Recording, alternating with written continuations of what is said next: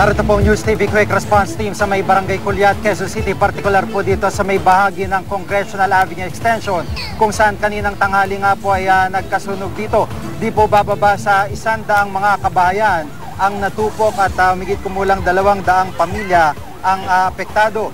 Sa initial na investigasyon ay isang hininalang napabayaan kalan ang sinasabing sanhi ng sunog, bagamat may mga anggulong lumulutang na maaari pong sanhi ng kuryente o linya ng kuryente ang naging pagliyab. Dahil po sa mga gawa sa light materials po yung mga kabahayan, sa nakikita nyo komunidad na yan ay mabilis po ang nakumalat ang apoy at kagad pong naitaas sa Task Force Bravo ito pong sunog.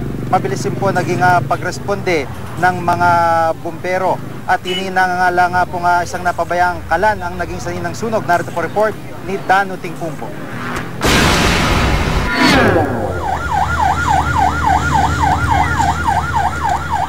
Mag-aalas 2 ng hapon nang sumiklab ang sunog sa may Congressional Avenue Extension, Barangay Culiat, Quezon City. Nabalot na makapal na usok ang mga bahay at establishmento sa lugar. Ang pulis na ito tumulong na sa ilang residenteng nagsasalba ng kanilang gamit.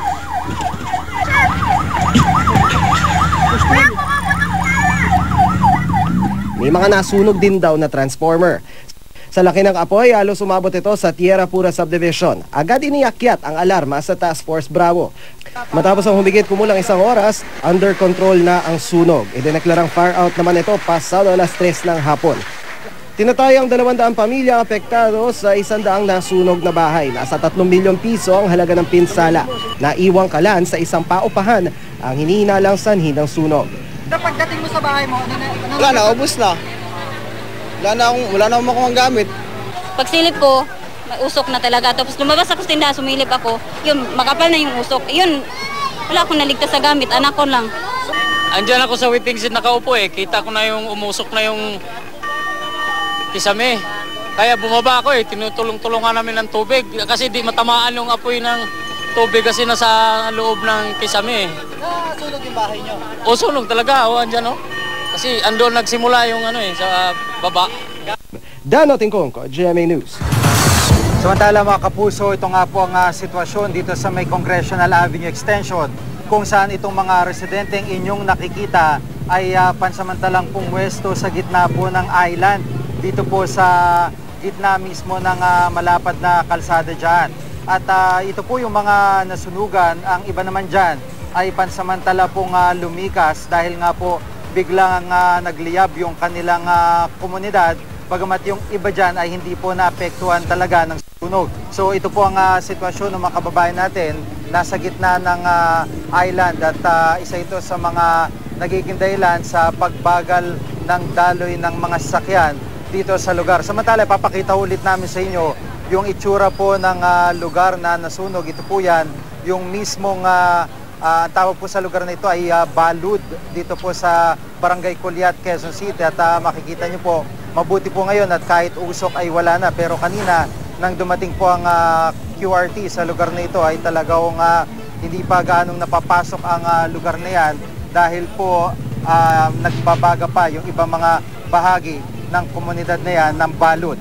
Samantala, kasama po rito si Fire Superintendent Jesus Fernandez, ang Fire Marshal po ng Quezon City. Magandang hapon po, sir. Magandang hapon naman po. Opo, dalawang anggulo ang nakikita po o parang initial na lumulutang yung pungkalan na napabayaan at sinasabi pong linya ng kuryente bilang sanhi ng sunog. Ano po ba yung mas matimbang sa Quezon City Fire? So ayon po sa mga residente kanina, ang allegation nila may nagluluto po doon sa loob ng bahay ni Edgar Dabigti. At kinumpirma po namin doon sa may-ari na nakita na yung may nagliyab na lang, wala naman po si Edgar Dabigti doon, kundi nasa Commonwealth po. So ang teorya namin, mas pinabuluan namin po yung, yung electrical short circuit kaysa po yung nagluluto doon sa loob.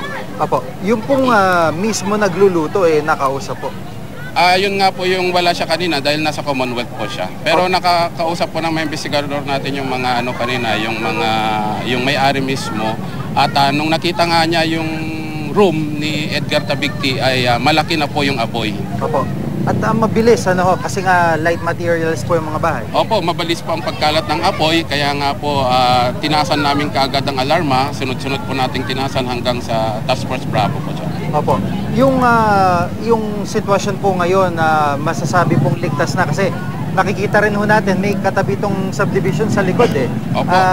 Maayos na ho ba yung sitwasyon? Opo, yung po ang binintayan ng mga ibang kasamaan natin, yung area ng Tierra Pura, may mga truck po tayong na-deploy doon. Hindi na po napunta doon sa kabila yung sunog pa. Opo. Yung pinagmulan po ng parang short circuit na bahay, natukoy po kung sino po may-ari doon? Opo, doon po kay Edgar Tabigti po. Doon mismo rin? Opo, dahil nga po nung nakita ni Artemio Sumagang po yung kwarto po ni Edgar Tabigti, ay malaki na po yung apoy. Opo. Wala ho bang anggulo ng arson o pananadya ng sunog? Sa amin pong pananaw, wala naman po dahil po nakita naman po natin yung area na talagang informal po siya. Opo. Nakikita ho natin, sir, yung linya ng kuryente nila talagang medyo makapal. Masasabi ho ba na delikado rin po yung sitwasyon na yan? Opo, yun po ang tinitignan natin.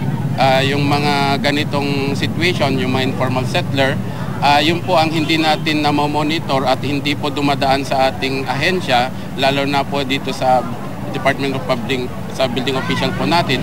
Kaya nga po yung mga ganong situation, kailangan po talaga yung magpatayo ng mga bahay ay merong kaukulang permit para ma-check po natin. Pero sir, meron ho silang metro ng kuryente. Ibig sabihin, hindi dumadaan sa inyo? Opo, dahil nga po binibigyan sila ng Meralco ng service connection, gawa po ng pangangailangan talaga yan.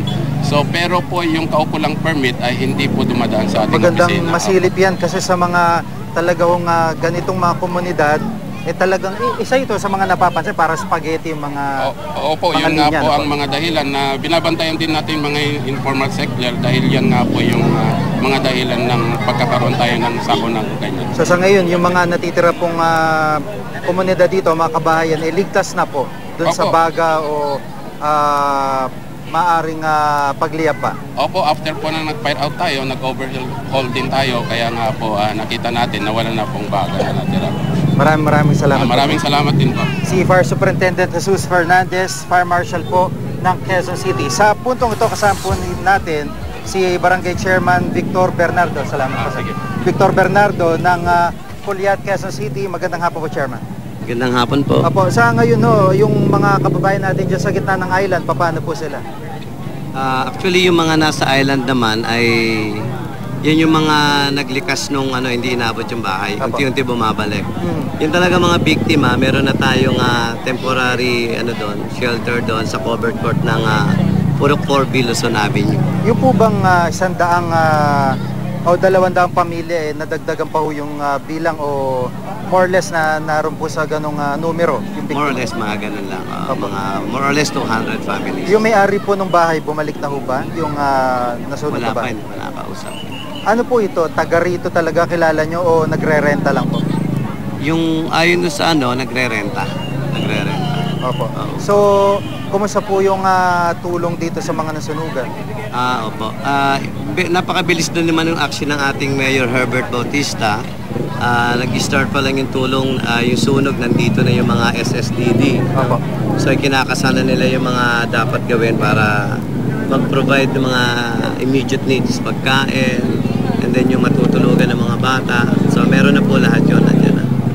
Maraming salamat po, Chairman. Okay, salamat. Si Chairman Victor Bernardo ng Barangay Puliat, Quezon City. At yun nga po, kahit papano yung mga nasa sa may island ngayon, dito sa may Congressional Avenue Extension, sila po yung hindi gaanong naapektuhan. Kumbaga, lumikas lamang bilang paghahanda dito po sa pagkasunog ng kanilang lugar. At sa sitwasyon po ngayon ay ligtas na itong lugar nila para bumalik sila dun sa mga natirang mga kabayan.